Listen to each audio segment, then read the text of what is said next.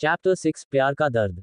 कुछ घंटों के बाद डॉक्टर जी बहे आए। मोहन जी अब बिल्कुल ठीक है, तुम उनसे जाकर मिल सकती हो, पर ध्यान रहे ज्यादा डेंसन की बात उनसे मत करना। मुस्कुराते हुए ये कहकर डॉक्टर जी चले गए।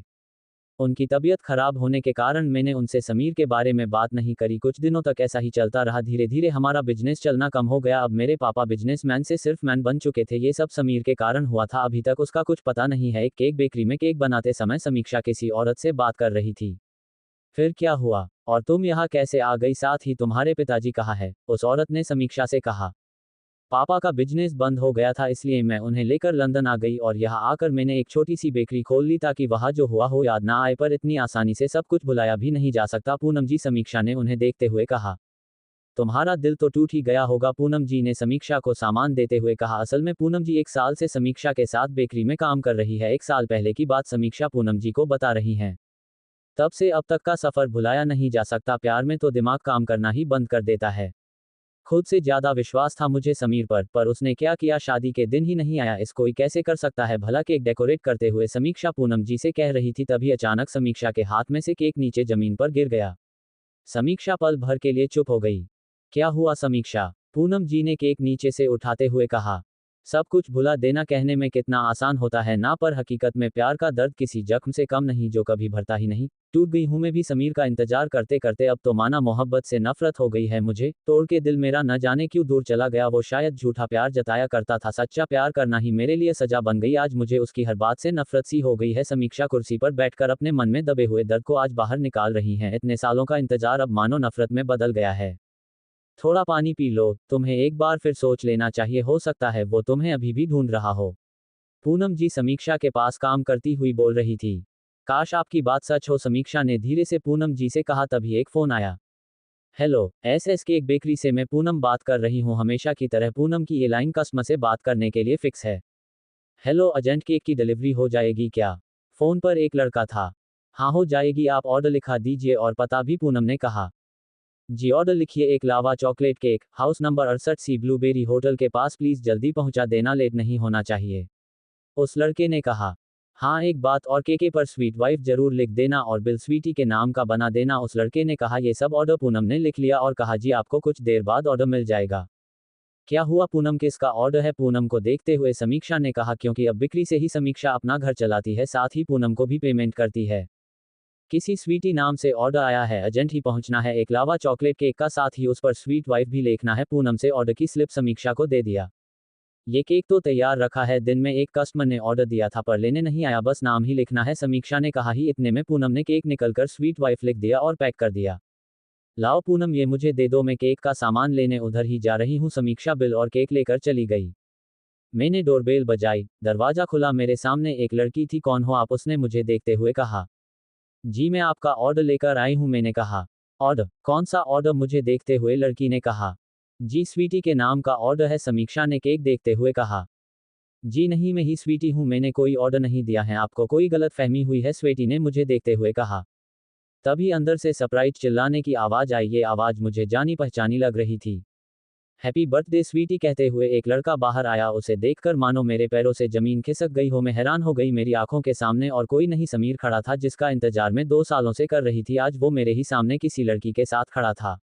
समीर तुम यहाँ, तुमने मेरे साथ ऐसा क्यों किया?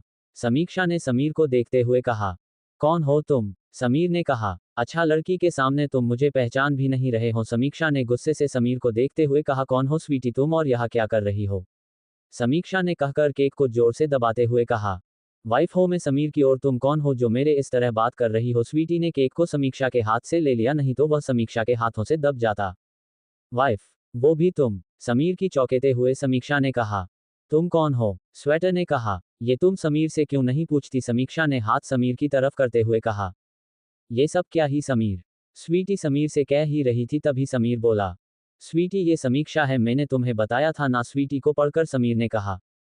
तुमने मेरे साथ ऐसा क्यों किया? समीर गुस्से से आग बबूला होकर समीक्षा ने समीर से जोर से पूछा। तो क्या करता तुम्हारे साथ?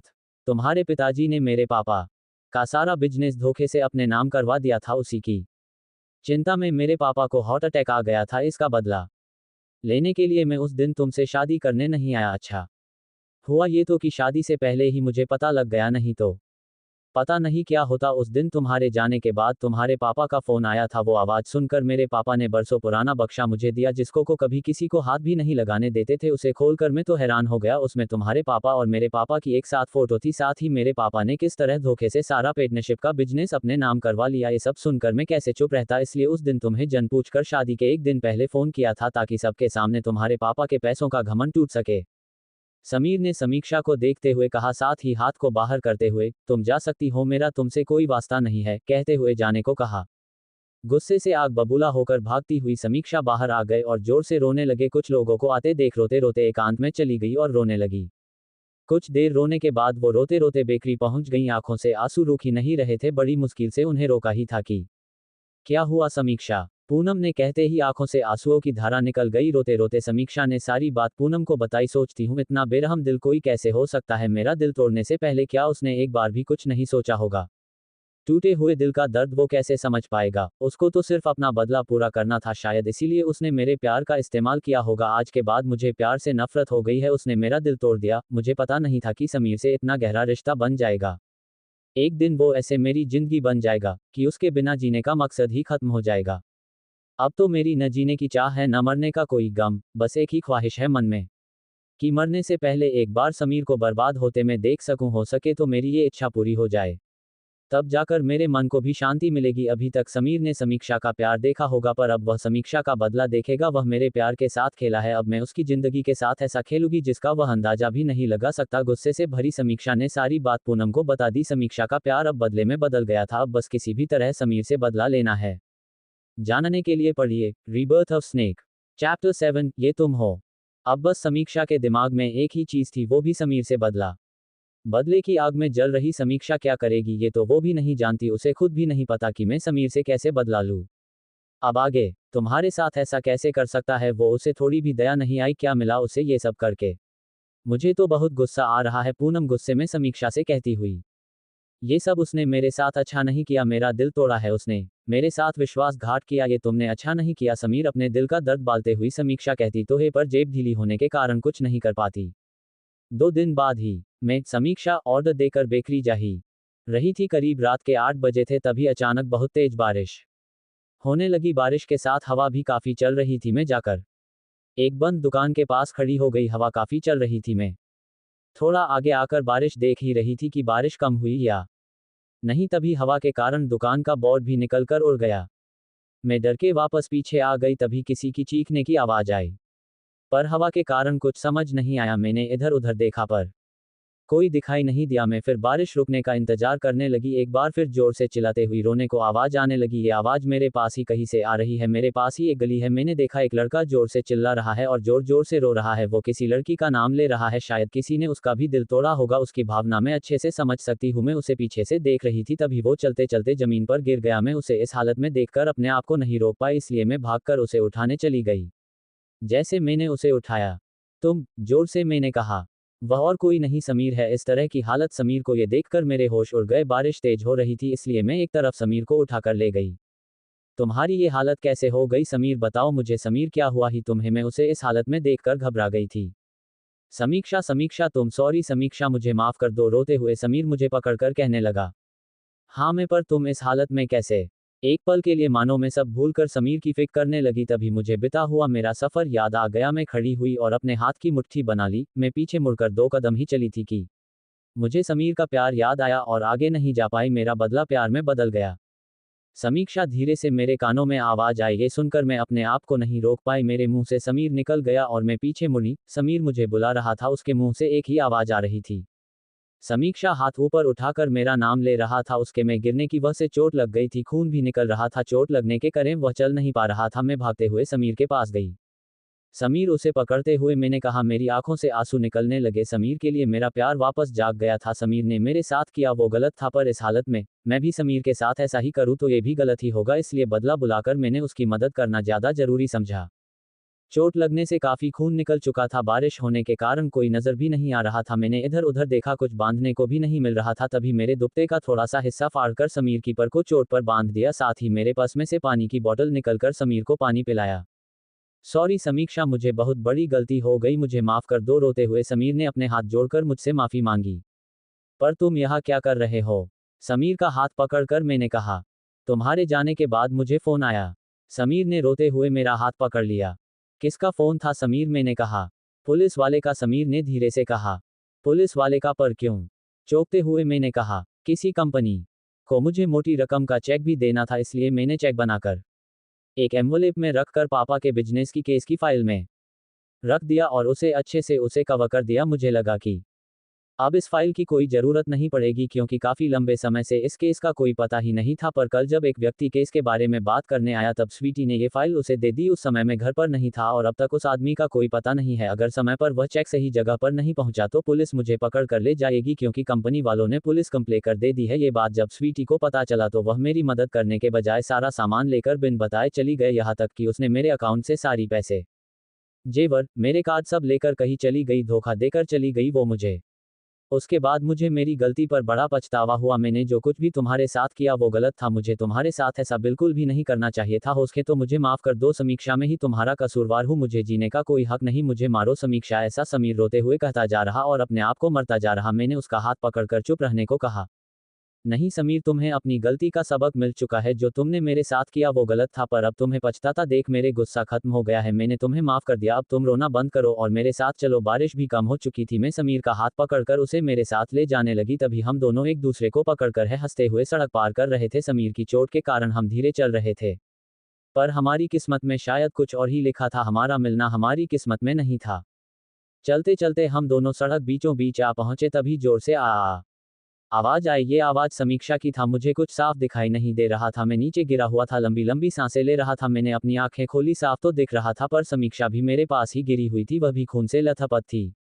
असल में जब हम दोनों साथ चल रहे थे तभी एक सामने से एक तेज दफ्तर में बस आ रही थी। उस बस के ब्रेक फेल हो गए थे। वह आवाज भी दे रहा था, पर चोट लगने से मैं जल्दी चल नहीं पा रहा था। मेरे बिना समीक्षा भी नहीं जा रही थी, इस कारण बस से हम दोनों टकरा गए। समीक्षा, लंबी सांस लेते हुए समीर ने कहा। समीर, समीक्षा ने लंबी सांस लेते हुए अपनी आंखें खोली। समीक्षा, ऐसा कहकर मैंने अपना हाथ आगे किया। समीर, समीक्षा ने कहते हुए अपना हाथ आगे किया, पर समीक्षा की आंखें बंद हो गई। मैं खिसकता हुआ समीक्षा के पास गया, उसकी सांसें रुक गई। नहीं, जोर से समीक्षा चिल्लाते हुए मैं रोने लगा और वही मेरी सांसें भी बंद हो गई। अभी समीर और समीक्षा का सफर खत्म नहीं हुआ था। जानने के लिए पढ़िए rebirth of snake, chapter 8, Yamraj. ऐसा कभी नहीं हुआ था। यमराज लाखों वर्षों से असंख्य आदमियों को कर्म और सिफारिश के आधार पर स्वर्ग या नर्क में निवास स्थान करते आ रहे थे, पर ऐसा कभी नहीं हुआ था। सामने बैठे चित्रगुप्त बार बार चश्मा पोंछते, बार बार थूक से पन्ने पलट रजिस्टर पर रजिस्टर देख रहे थे। गलती पकड़ में ही नहीं आ रही थी। आखिर उन्होंने खींचकर रजिस्टर इतने जोर से बंद कर दिया और वे बोले, महाराज, रिकॉर्ड सब ठीक है। 3 दिन पहले समीर और समीक्षा ने अपना शरीर त्यागा और यमदूत के साथ इस लोक के लिए रवाना भी हुए, पर अभी तक दोनों के जीवों का कुछ पता नहीं है। यमराज ने पूछा, और वह दूत कहाँ है? महाराज, वह भी लापता है। इसी समय द्वार खुले और एक यमदूत बदहवास वहां आया। उसका मौलिक कुरूप चेहरा परिश्रम, परेशानी और भय के कारण और भी विकृत हो गया था। उसे देखते ही चित्रगुप्त चिल्ला उठे, अरे तू कहाँ था इतने दिन? समीर और समीक्षा का जीव कहाँ है? ये रहा जीव, दूत ने कहा। अरे मूर्ख, ये तो किसी लड़की का जीव है। तुझे तो 2 जीव लाने को बोला था, तू ये किसका जीव अपने साथ ले आया? गुस्से से चित्रगुप्त ने दूत से कहा। यही समीक्षा का जीव है, यमदूत हाथ जोड़कर बोला। ये समीक्षा का जीव है तो इसके साथ समीर का जीव कहाँ है? समीर को भी लाना था अपने साथ। जाओ, उसे जल्दी यहाँ अपने साथ लेकर आओ। चित्रगुप्त ने अपना सिर पकड़कर दूत से कहा। दयानिधान, मैं कैसे बतलाऊं कि क्या हो गया? आज तक मैंने धोखा नहीं खाया था, पर समीर का जीव मुझे चकमा दे गया। 3 दिन पहले जब जीव ने समीर का शरीर त्यागा, तब मैंने उसे पकड़ा, साथ ही समीक्षा का जीव भी मेरे पास था और इस लोक की यात्रा आरंभ की। नगर के बाहर ज्यों ही मैं इन दोनों को लेकर एक तीव्र वायु तरंग पर सवार हुआ, त्यों ही समीर मेरी चंगुल से छूटकर न जाने कहाँ गायब हो गया। इन 3 दिनों में मैंने सारा ब्रह्मांड छान डाला, पर समीर का कहीं पता नहीं चला, और समीक्षा का ही जीव लेकर मैं आ गया। यमराज क्रोध से बोला, मूर्ख, जीवों को लाते लाते तू बूढ़ा हो गया, फिर भी एक मामूली समीर के जीव ने तुझे चकमा दे दिया। दूत ने सिर झुकाकर कहा, महाराज, मेरी सावधानी में बिल्कुल कसर नहीं थी। पर वर कुछ नहीं, यमराज ने कहा। चित्रगुप्त, तुम तुम्हारा काम सही से नहीं कर रहे हो। मेरा ये आदेश है कि अब तुम जाओ और समीर के जीव को ढूंढकर मेरे सामने लेकर आओ। और समीक्षा के जीव का क्या करना है? महाराज, चित्रगुप्त ने कहा, ये तो इसके कर्मों पर निर्भर करता है। इसके कर्मों के बारे में बताइए, यमराज ने चित्रगुप्त से कहा। नहीं, मैं समीर के बिना कहीं नहीं जाऊंगी। मैं यही बैठकर समीर का इंतजार करूंगी, समीक्षा ने कहा। नहीं, ऐसा बिल्कुल नहीं हो सकता, महाराज ने क्रोध से कहा। धरती लोक पर तो आपने हमें एक नहीं होने दिया, पर नहीं, पर यहाँ तो उसका इंतजार करने दो। समीक्षा ने हट कर ली और एक जगह बैठ गई। तुम अभी तक नहीं गए चित्रगुप्त, जल्दी जाओ, समीर के जीव को कहीं से भी ढूंढ कर यहाँ मेरे सामने लेकर आओ, क्रोध से यमराज ने चित्रगुप्त से कहा।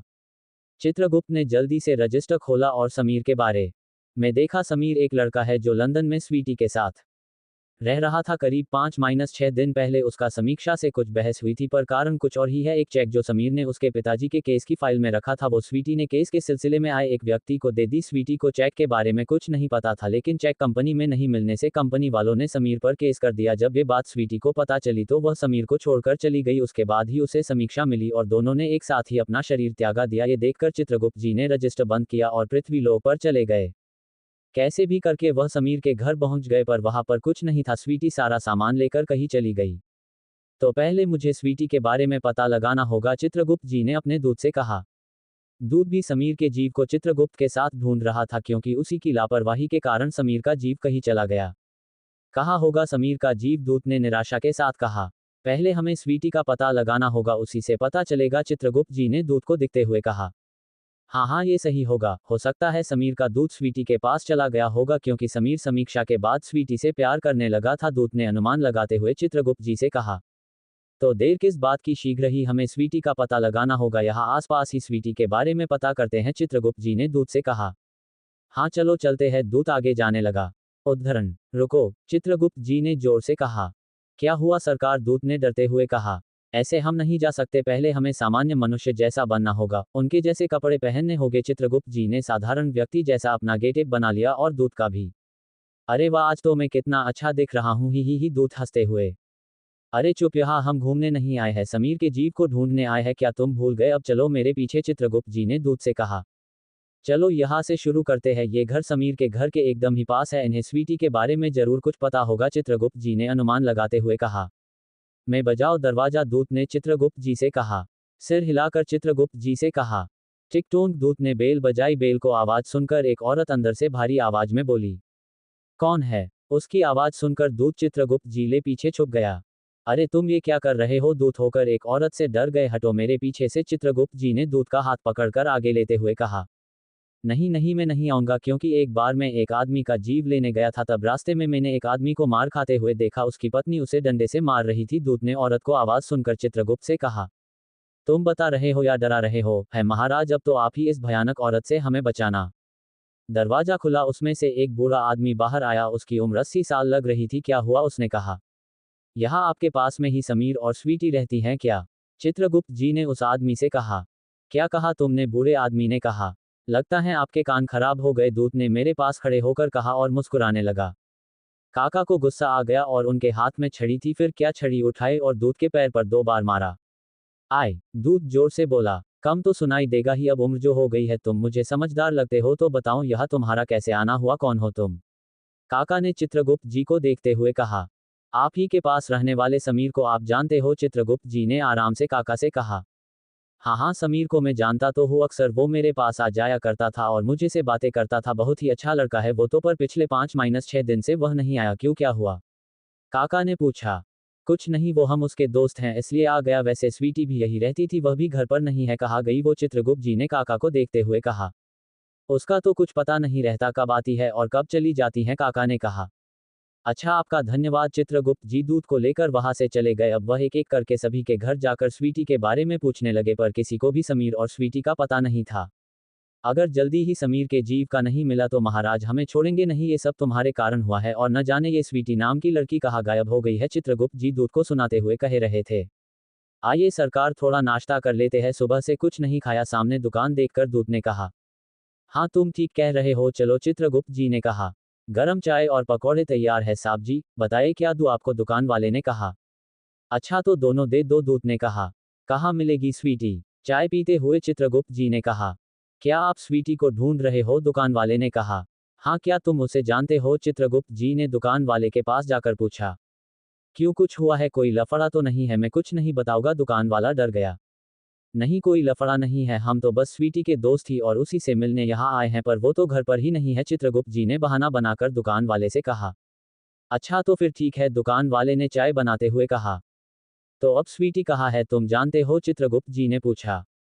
और जिसकी वजह से ये सब हुआ वह था नाश्ता किए जा रहा है। हाँ, कुछ दिन पहले ही स्वीटी सारा सामान लेकर कहीं चली गई।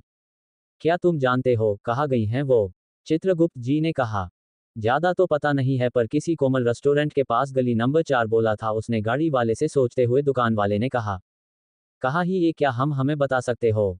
चित्रगुप्त जी ने दुकान वाले से पूछा। हाँ, यहाँ आगे से ऑटो रिक्शा में चले जाना, वह आपको वहां तक पहुंचा देगा। धन्यवाद आपका, चल चल जल्दी चल, चित्रगुप्त जी ने चलने के लिए दूत से कहा और जाने लगे। दूत भी हाथ में पकौड़े लेकर जाने लगा। आगे जानने के लिए पढ़िए रिबर्थ ऑफ स्नेक, एक नए सफर के साथ। चैप्टर 9, चित्रगुप्त और दूत। विमान वाले चित्रगुप्त जी ने अपना हाथ ऊपर करके एक रिक्शा वाले को रुकने के लिए कहा। क्या रे, पागल हो गया है क्या? किसी नाटक से भाग कर आया है पागल कहीं का, रिक्शे वाले ने बड़बड़ाया। क्या हुआ बालक, क्यों क्रोधित हो उठे? चित्रगुप्त जी ने रिक्शा वाले ने कहा। ये कोई विमान नहीं ही, ये ऑटो रिक्शा है, रिक्शा वाले ने तिरछी नजरों से चित्रगुप्त जी को देखते हुए कहा। हाँ हाँ, क्या आप हमें ले जा सकते हैं? असल में चित्रगुप्त जी भूल गए थे कि वो पृथ्वी लोक पर है, ये धरती के लोगों को समझना बहुत ही मुश्किल है, हे प्रभु। चित्रगुप्त जी ने मन में कहा। कहाँ जाना ही आपको? रिक्शा वाले ने कहा। हमें कोमल रेस्टोरेंट के पास गली नंबर 4 में जाना है, चित्रगुप्त जी ने कहा। चलो बैठा, रिक्शा वाले ने रिक्शा चालू करते हुए कहा। चलो चलो, चित्रगुप्त जी और दूत रिक्शा में बैठ गए और कुछ ही देर में कोमल रेस्टोरेंट के पास आ गए।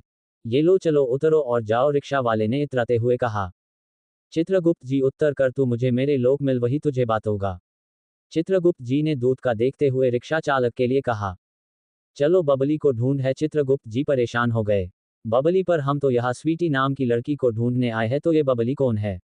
दूत ने चित्रगुप्त जी कहा। हाँ हाँ, वही वही स्वीटी, वो तो उसे ढूंढते ढूंढते परेशान होने के कारण मुंह से बबली निकल गया।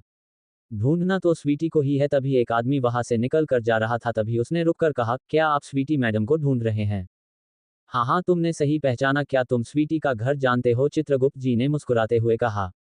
जी, मैं स्वीटी मैडम के घर का नौकर हूँ, मेरा नाम हीरालाल है, आइए मैं आपको स्वीटी मैडम के घर लेकर चलता तू। हीरालाल ने हंसते हुए कहा और चित्रगुप्त जी हीरालाल के साथ चलने लगे। पीछे दूत भी आ रहा था। आ गया घर, चलिए, हीरालाल ने कहा और अंदर आकर उन्हें सोफे पर बैठने को कहा। फिर हीरालाल स्वीटी को बुलाने चला गया। ओ कितना बड़ा घर है, दूत ने मुंह खोलकर चौंकते हुए कहा। और ये देखो सरकार, स्वीटी की फोटो, इसमें एक लड़का भी है। ये लड़का समीर तो नहीं लगता? चित्रगुप्त जी ने फोटो देखते हुए कहा। कौन हो आप? स्वीटी आ जाती है और सोफे पर बैठ जाती है। आप ही स्वीटी है, चित्रगुप्त जी ने कहा। चित्रगुप्त जी समझ चुके थे कि ये लड़की पैसों की लालची है और आसानी से कोई बात नहीं बताएगी, इसलिए इसे थोड़ा लालच देना होगा। मन ही मन मुस्कुराते हुए चित्रगुप्त जी स्वीटी को देखते हुए। जी हाँ, मैं ही स्वीटी हूँ, स्वीटी ने कहा। और आपके पति नजर नहीं आ रहे, कहाँ है वो? चित्रगुप्त जी इधर उधर देखते हुए स्वीटी से पूछा। जी वो कुछ काम से बाहर गए हैं, आपको लोग मुझे से मिलने आए हैं या जतिन से? स्वीटी थोड़ा ऊंचे स्वर में कहा। जतिन, पर हम तो समीर के बारे में बात कर रहे हैं, तो इसमें जतिन कहाँ से आ गया? चित्रगुप्त जी ने चौंकते हुए कहा। क्या आप समीर को जानते?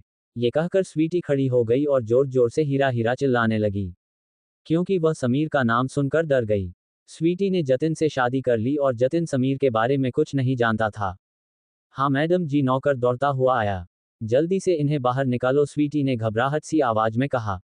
नहीं, हम कहीं नहीं जाएगी, चित्रगुप्त जी ने पैसों से भरा बैग दिखाते हुए कहा, क्योंकि चित्रगुप्त जी स्वीटी से फाइल के बारे में जानना चाहता था। पैसों से भरा बैग देख स्वीटी ने नौकर को जाने के लिए कहा और हाथ आगे कर सोफे पर बैठने के लिए कहा। स्वीटी लालची थी, पैसे देखकर उसके मन में लालच आ जाएगा, ये चित्रगुप्त जी अच्छे से जानते थे। तो समीर के बारे में क्या कह रहे थे आप? स्वीटी ने पैसों से भरे बैग को हाथ लगाते हुए कहा। समीर अब इस दुनिया में नहीं रहा, चित्रगुप्त जी ने पैसों से भरे बैग को टेबल पर अपनी तरफ खींचते हुए कहा। समीर अब नहीं रहा तो आप यहाँ क्या लेने आए हैं, कौन हो आप? स्वीटी ने पैसों से भरा बैग अपनी तरफ खींचते हुए कहा। आपको ये पैसों से भरा बैग तभी मिलेगा जब आप हमें समीर के पापा की केस की फाइल के बारे बताएगी, चित्रगुप्त जी ने पैसों के बैग पर अपना हाथ रखते हुए कहा। असल में मेरा समीर से ज्यादा लगाव नहीं और न ही उसकी किसी चीज से, इसलिए कोई उसके गांव जगपुर से महेश बाबू आए थे, उन्हें समीर के पिताजी की केस की फाइल चाहिए थी। लेकिन उस दिन समीर घर पर नहीं था और मुझे कल जाने में देरी हो रही थी, इसलिए मैंने उन्हें फाइल देकर जाने को कह दिया, पर मुझे क्या पता था कि समीर ने उस फाइल में चेक रखा हुआ था और ऊपर से कंपनी वालों ने केस कर दिया, इसलिए मैं चुपचाप वहां से सारा सामान लेकर निकल ली। स्वीटी ने सारी बात बताई। लेकिन जब तुम्हारे समीर से कुछ था ही नहीं तो तुमने उसे शादी क्यों की? चित्रगुप्त जी ने आशंका से पूछा। वो तो समीर बहुत पैसे वाला है, पैसों के लिए मैंने समीर से शादी कर ली, स्वीटी ने हंसते हुए कहा। और जतिन चित्रगुप्त जी ने कहा, ये तो समीर से भी ज्यादा पैसे वाला है। धीरे से मेरे पास आकर स्वीटी ने कहा, लावा अब मेरे पैसे मुझे दे दो, मैंने आपको सब सच सच बता दिया है, पैसे दो और आप यहाँ से जा सकते हो। और हाँ, आप कौन हो अब तो बता दो, स्वीटी ने पैसों से भरा बैग लेकर कहा। ये चित्रगुप्त जी है, दूत ने कहा। गुड, अच्छा मजाक कर लेते हो, अब आप जा सकते हो, मुझे और मेरे पैसे को अकेला छोड़ दो, स्वीटी पैसे देखते हुई बोली। अब क्या करे सरकार, इन लोगों के कारण धरती पर पाप बढ़ता जा रहा है, दूत ने चित्रगुप्त जी कहा। इन लोगों के कर्मों से ही इनका स्वर्ग और नर्क का फैसला यमराज करते हैं दूत। अब तो समीर के घर जगपुर जाकर ही पता लगाना होगा, हो सकता है समीर का जीव समीर के घर ही मिले, और महेश बाबू को भी तो ढूंढना है। चलो, चित्रगुप्त जी ने दूत से कहा और दोनों उड़ते हुए जाने लगे। वारे इंसान, तेरी माया तू ही जाने, पैसों के पीछे तू दिन भर भागे, पैसा देख तुझे रहा न जाए, पैसे देख सब भूल तू जाए, मन की बातें पैसा उगलवाए, पैसा देख इंसान ललचाए, आ रे पैसा, वारे पैसा, आ जा पैसा, ना जा रे पैसा।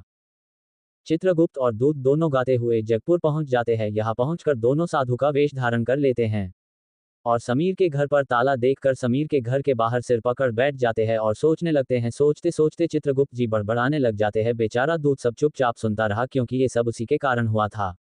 आगे की कहानी जानने के लिए पढ़ते रहिए। एक सफर ऐसा भी, जिसमें समीर और समीक्षा का मिलन बस से शुरू हुआ और बस पर ही आकर खत्म हुआ, पर इन दोनों का साथ यहाँ तक ही नहीं था, धरती लोक के बाद भी इन दोनों का सफर चलता जा रहा है। पर अचानक समीर कहाँ चला जाता है, आइए जानते हैं अगले चैप्टर में।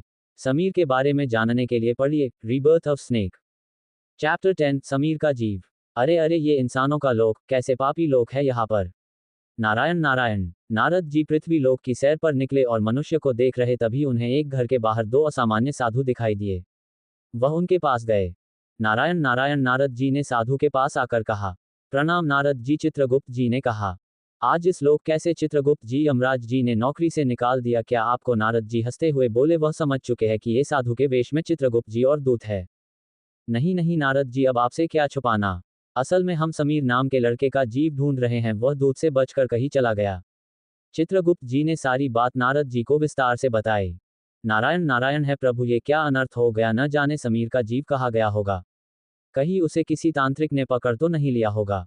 नारद जी ने कहा, नहीं नहीं ऐसा नहीं हुआ होगा, हमें पता चला है कि आखिरी बार वह किसी चेक की बात समीक्षा से कर रहा था, हो सकता है वह उसे खोजने गया होगा, और जिस फाइल में चेक है वह फेल किसी महेश बाबू के पास है, बस था बैठकर उसी के बारे में सोच रहे थे। चित्रगुप्त की खड़े होकर नारद जी से कहने लगे। फाइल सरकारी थी क्या, नारद जी ने कहा। हाँ, चित्रगुप्त जी ने कहा। तो वो आपको यहाँ नहीं मिलेगी, नारद जी ने कहा। क्यों नारद जी, चित्रगुप्त जी ने पूछा। क्योंकि मैंने देखा है सारे सरकारी काम सरकारी दफ्तर में किए जाते हैं, हो सकता है कि जिसे आप ढूंढ रहे हैं वो वही हो, नारद जी ये कहकर जाने लगे। हो सकता नारद जी की बात सच हो, चलो दूत सरकारी दफ्तर चलते हैं, चित्रगुप्त जी ने कहा। वहां से चलकर चित्रगुप्त जी और दूत सरकारी दफ्तर पहुंचे।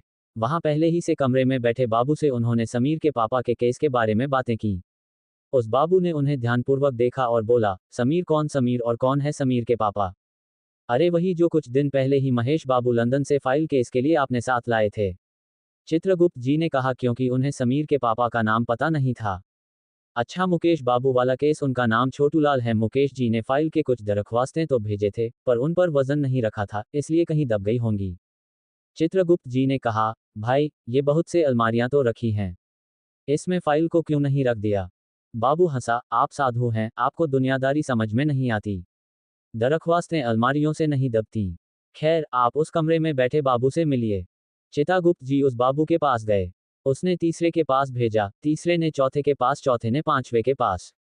जब न चित्रगुप्त और दूत 15-20 बाबुओं और अफसरों के पास घूम आए, तब एक चपरासी ने कहा, महाराज आप क्यों इस झंझट में पड़ गए, अगर आप साल भर भी यहाँ चक्कर लगाते रहे तो भी काम नहीं होगा, आप तो सीधे बड़े साहब से मिलिए, उन्हें खुश कर दिया तो अभी काम हो जाएगा। चित्रगुप्त जी बड़े साहब के कमरे में पहुंचे। बाहर चपरासी ऊँघ रहा था, इसलिए उन्हें किसी ने छेड़ा नहीं। बिना परमिशन के आया देख साहब बड़े नाराज हुए, बोले, इसे कोई मंदिर वंदिर समझ लिया है क्या। धड़धड़ाते चले आए। अंदर आने से पहले परमिशन लेनी होती है, और चपरासी क्यों नहीं आया। चित्रगुप्त जी ने कहा, कैसे आता। चपरासी, वो भी आपकी तरह बाहर सो रहा है, क्या काम है, साहब ने रौब से पूछा। चित्रगुप्त जी ने छोटूलाल की केस की फाइल के बारे में पूछा। साहब बोले, आप हैं बैरागी, दफ्तरों के रीति रिवाज नहीं जानते। असल में सारी समीर ने गलती की। भाई, ये भी एक मंदिर है। यहाँ भी दान पुण्य करना पड़ता है। आप मुझे समझदार मालूम होते हैं। छोटूलाल की केस के फाइल के पन्ने तभी खुलेगी जब उन पर वजन होगा। चितागुप्त जी ने सोचा कि फिर यहाँ वजन की समस्या खड़ी हो गई। साहब बोले, साधु जी ये सरकारी पैसे का मामला है। केस की फाइलें 20 दफ्तर में जाती है। देर लग ही जाती है। 20 बार एक ही बात को 20 जगह लिखना पड़ता है, तब पक्की होती है। जितनी बार फाइल को पेश करना होता है उतने की पेट्रोल लग जाता है। हाँ, जल्दी भी हो सकती है मगर। साहब रुके। चित्रागुप्त जी ने कहा, मगर क्या? साहब ने चोटी से मुस्कान के साथ कहा, मगर वजन चाहिए। आप समझे नहीं। जैसे आपकी यह वाणी है, ठीक उसी प्रकार छोटूलाल की फाइल पर भी होना चाहिए। चित्रगुप्त जी को अब थोड़ी बात समझ में आने लगी, तभी उन्होंने 2 सोने के बिस्किट बड़े साहब को दिखाते हुए कहा, अब भी काम नहीं होगा। नहीं नहीं, ये तो पूरा काम कर देंगे आपका। लंबी मुस्कान ले साथ बड़े साहब ने कहा। साहब ने प्रसन्नता से उन्हें अपने सामने रखा और घंटी बजाई। चपरासी हाजिर हुआ। साहब ने हुक्म दिया, बड़े बाबू से छोटूलाल के केस की फाइल लाओ। थोड़ी देर बाद चपरासी छोटूलाल की दरख्वास्तों से भरी फाइल लेकर आया। साहब ने फाइल पर नाम देखा और निश्चित करने के लिए पूछा, क्या नाम बताया साधु जी आपने? छोटूलाल जोर से दूत ने कहा। अचानक फाइल में से आवाज आई, कौन है ये बदतमीज जो इस तरह से मेरे पिताजी को पुकार रहा है? तुम्हें पता नहीं बड़ों के नाम के साथ जी लगाना चाहिए। चित्रगुप्त जी चौंके, पर दूसरे ही क्षण बात समझ गए। बोले, समीर, तुम क्या समीर का जीव हो? हाँ, आवाज आई। चित्रगुप्त जी ने कहा, मैं चित्रगुप्त हूँ। तुम्हें लेने आया हूँ। चलो, स्वर्ग में समीक्षा तुम्हारा इंतजार कर रही है। आवाज आई, मुझे नहीं जाना। समीर के जीव ने कहा। पर क्यों? चित्रगुप्त जी ने कहा। जब तक ये पैसों का चेक कंपनी में नहीं पहुंच जाता मैं कहीं नहीं जाऊंगा। यही चेक पर अटका रहूंगा। यही मेरा मन लगा है। मैं अपना चेक छोड़कर नहीं जा सकता। अच्छा तो ठीक है, हमें कंपनी का पता दो, मैं तुम्हारा चेक वहां तक पहुंचा दूंगा। चित्रगुप्त जी ने जोर से कहा। लेकिन मैं भी आपके साथ चलूंगा, समीर के जीव ने कहा। ठीक है चलो, चित्रगुप्त जी ने कहा। साथ ही चेक कंपनी में दे दिया। अब जाकर समीर के जीव को शांति आई थी और समीर के जीव को लेकर चित्रगुप्त और दूत यमलोक की ओर निकल गए। आगे की कहानी जानने के लिए पढ़िए रीबर्थ ऑफ स्नेक।